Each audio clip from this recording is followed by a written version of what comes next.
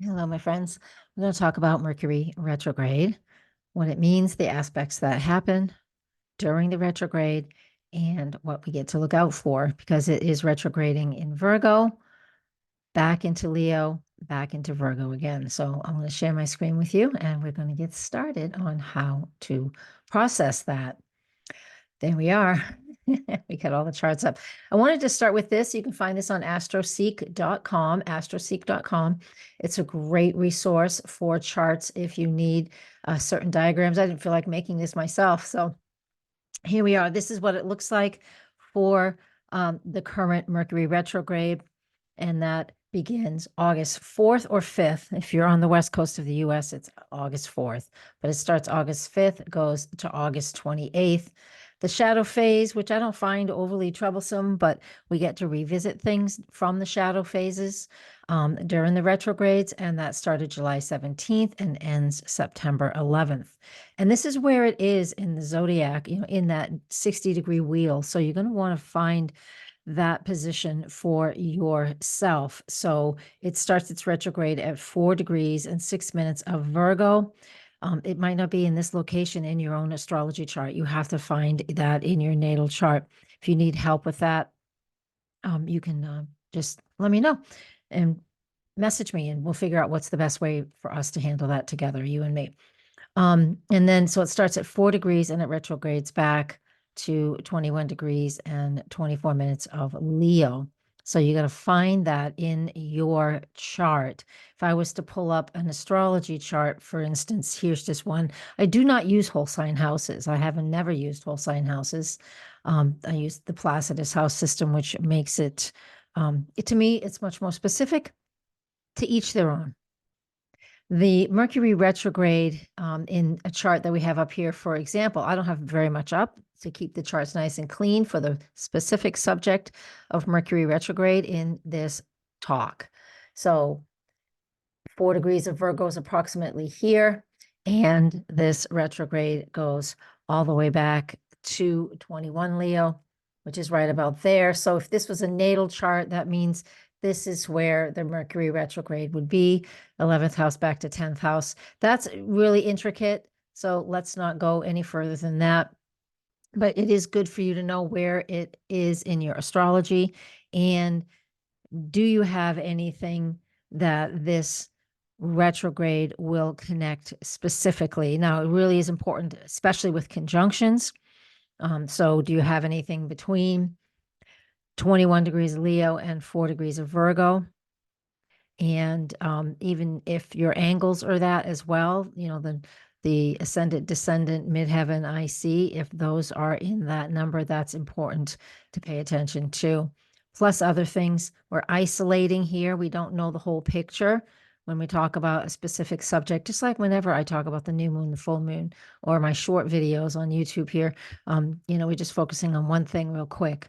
So we are isolating when we're talking about this and not looking at the bigger picture, but it still gives us insight into what is important for you, what is the Mercury retrograde, basically in Leo and in Virgo for each and every one of us is about focusing on the details.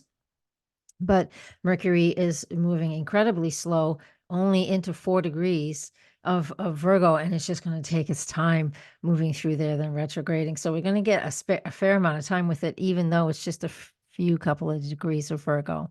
What that means is it's like, don't want you to dismiss any of the details that are coming at you.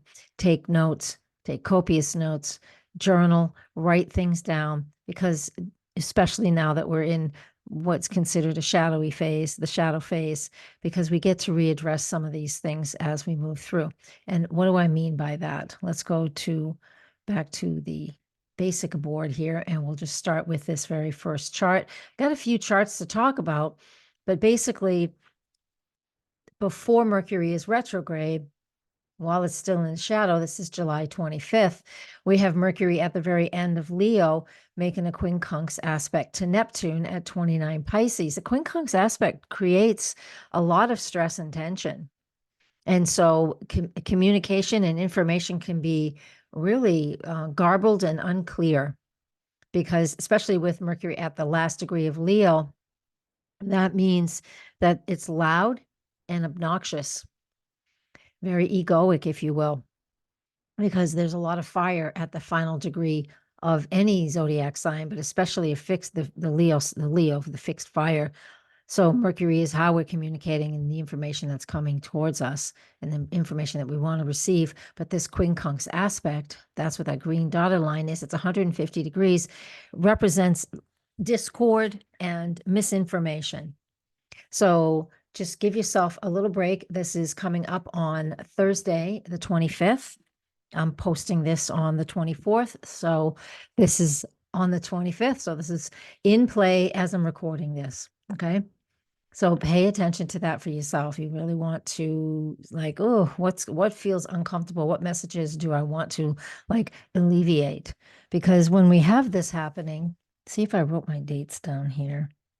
This is the first time it happens. It'll happen again once Mercury retrogrades. So you're going to keep an eye on that. I will include those dates in the notes below this video.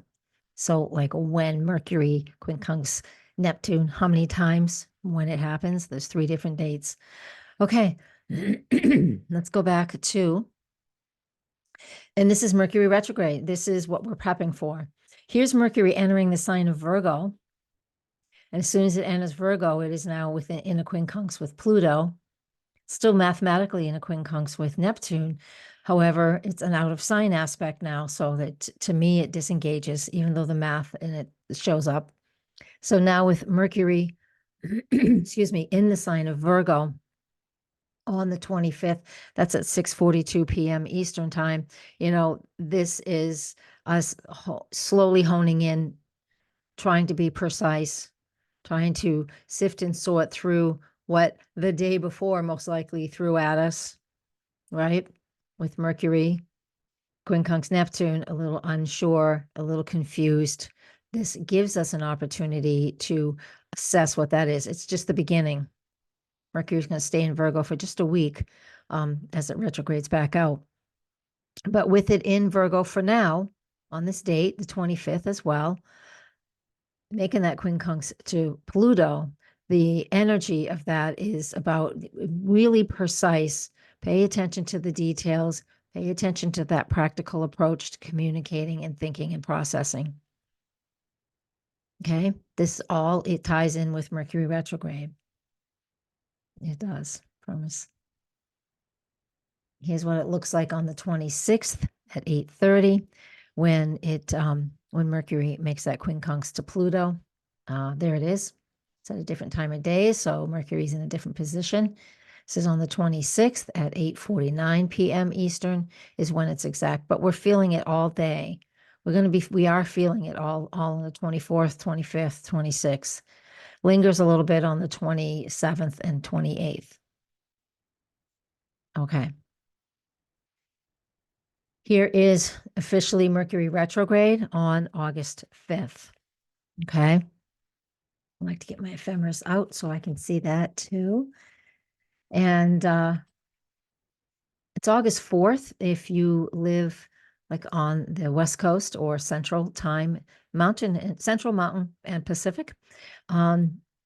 This retrograde is late in the night on Sunday night, the 4th. We also have a new moon on that day. The new moon is early in the morning, right around sunrise. Again, depending on where you live, but this Mercury is stationary. Mercury is stationary for a couple days before and after the day it retrogrades, and here is when it retrogrades for sure. So for us here on the East Coast, where I am at, it is just before 1 a.m., August 5th, just before 1 a.m., Mercury retrogrades at 4 degrees of Virgo. And that means from the time that Mercury entered Virgo until the time it goes back into Leo, barely moving, just a couple degrees. Mercury can move a degree in less than a day when it is moving along at a normal clip. But when it's retrograde like this, we get to slow down. We get to slow down and we get to take our time. So yeah, so with Mercury moving into Virgo on the 25th, going retrograde on August 5th, it's only moved 4 degrees in like 10 days. So this is real significant. So look where you have 0 to 4. of Virgo, because that is getting a lot of attention. So it's going to take, a couple weeks for it to move just that far, just to get in Virgo and back out, which gives us a great opportunity to super hone in really well on something, hone in really well on whatever area that is focusing on. And if you have any planets around that degree, 0 to 4 degrees of Virgo. Yeah. So that's the Mercury retrograde. Let me I'm trying to find the charts. There we go.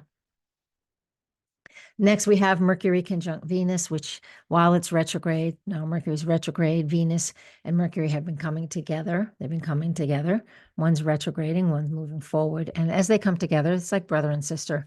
The energy of this it's pretty simple. It's pretty easy. Venus and Virgo is like what I value. I value those details. It just gives us honestly, it gives us a nice little bonus, if you will, a little insight into what you value with the details that you've been assessing lately. That's what it wants us to do. So you pay attention to that. Here is when Mercury moves back into the sign of Leo. Is this what I want? Mercury back into Leo on the 14th. Yes. I missed an aspect here. Let me go back and look. Yeah, I missed this one. This one came up first. August 14th, excuse me, at 9 in the morning. This is the second time that Mercury makes the quincunx to Pluto. Remember, I did that a couple weeks before this. Again, I'll put those dates down there below in a minute. In a minute for me. You can read it anytime you want. So we have that again. We have those Virgo, that detail is definitely going to make a difference and help us to evolve a way of thinking or evolve a way of processing because we have more information. I have to cough, excuse me.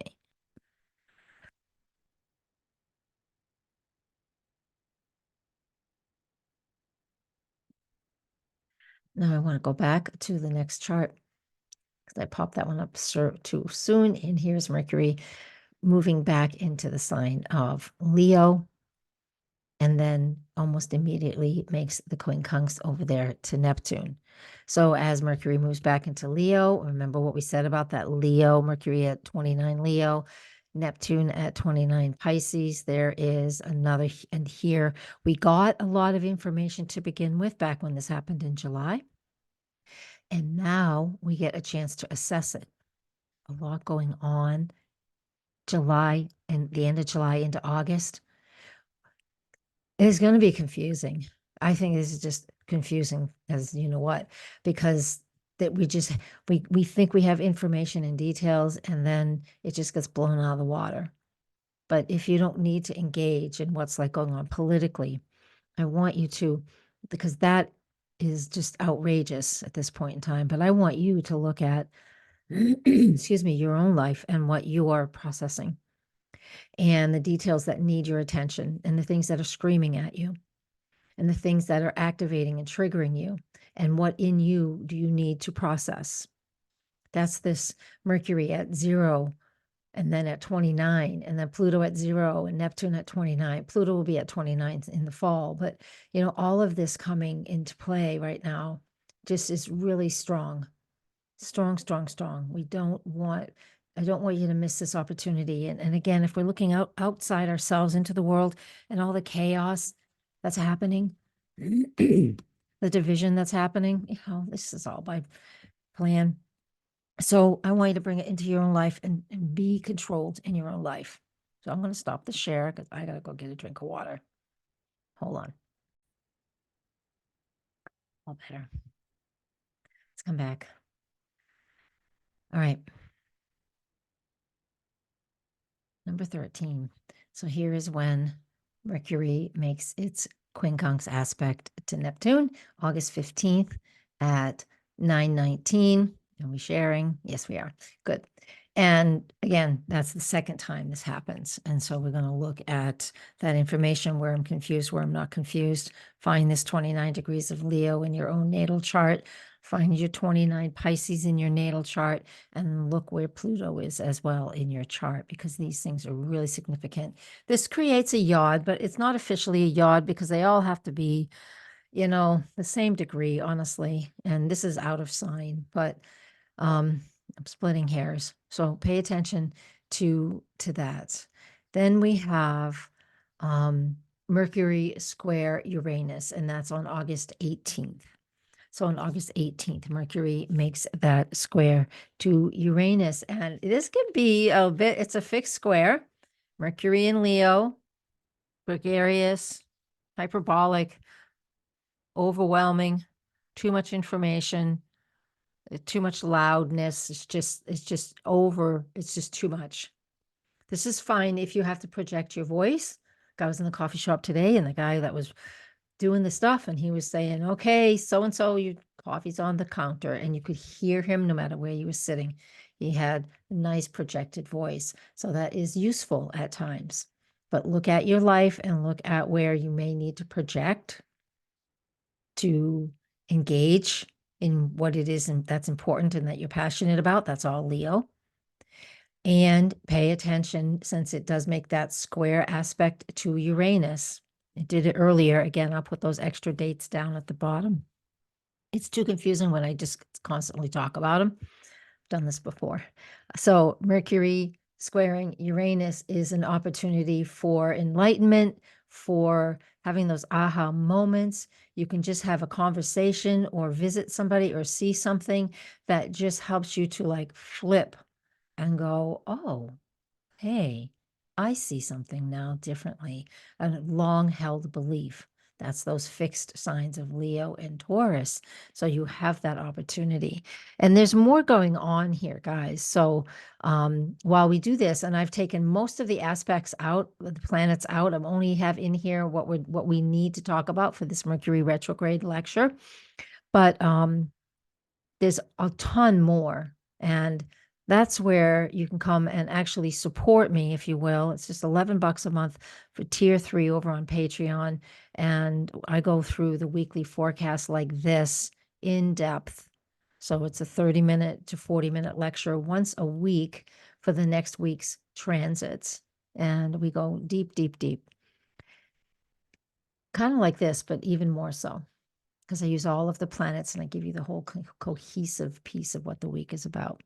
So back to Mercury square Uranus. So be open to something new, something different, some surprises, some disruptions to plans, challenges that come through, but they're meant. Challenges really do give us an opportunity to change our mind about something so we can get on a different trajectory.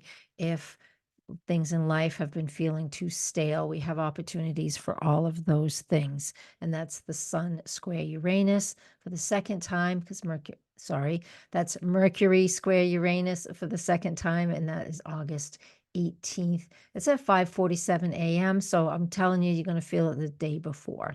Okay. Even more so. I tend to feel things a couple days ahead of time. I see things happening a couple days ahead of time. I can feel it. I don't know if you can or not, but I sure can. Now, Mercury retrograde, that means it's going to make a conjunction to the sun at some point during its retrograde phase. Usually it's smack dab in the middle of the retrograde phase, actually. Not usually, it is. It's always smack dab in the middle of the retrograde phase. Mercury and the sun will make their conjunction. It happens approximately three times a year. Sometimes it wiggles a little bit different. And so when we do have that, this is just our opportunity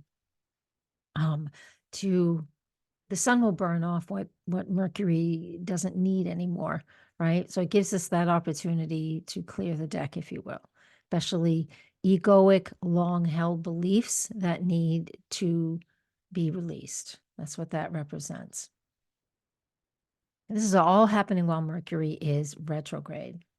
Just before, we did a couple days before, but the Mercury retrograde phase. Mercury square Uranus.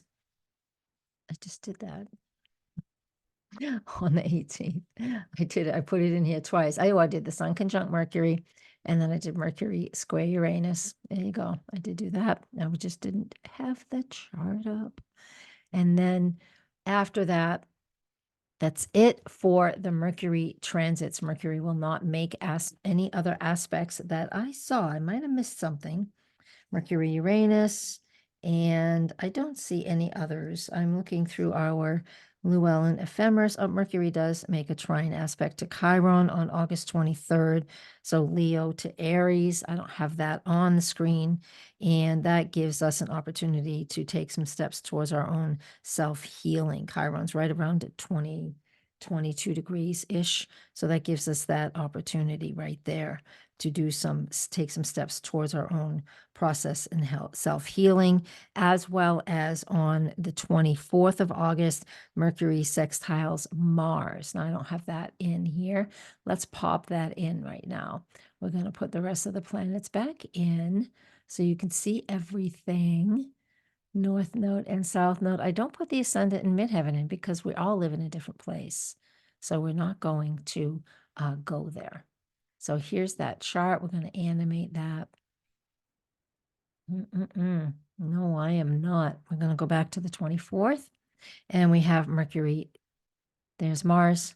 And there's Mercury 22, 23, approximately the same. There's a sextile. Super easy to deal with. The ruler of Mercury rules Gemini. So Mars in Gemini at this point in time. Nice, easy sextile. Gives us a great opportunity for communication. And just to get something started, sextiles are super easy, but these are the air and fire. So that means we have an opportunity for taking steps in action. Okay, so that's what we need to do there. And here is the final chart for this little talk, and that is Mercury as it's stationary at 21 degrees and 24 minutes in Leo, and it is not making any exact aspects during that. It's making a few wider aspects, but no exact aspects at that point in time.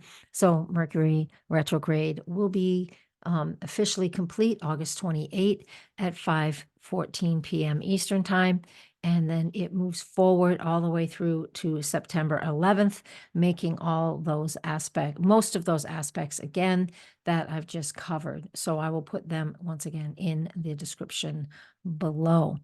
All right, that is Mercury retrograde for this time of year. We'll have it again one more time. Mercury will retrograde at the end of the year, the end of November into December.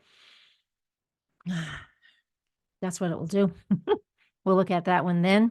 So in the meantime, don't forget to breathe and kind of pull yourself into right here. Pay attention to as much as you want out there. It's pretty stressful. There's no doubt about it.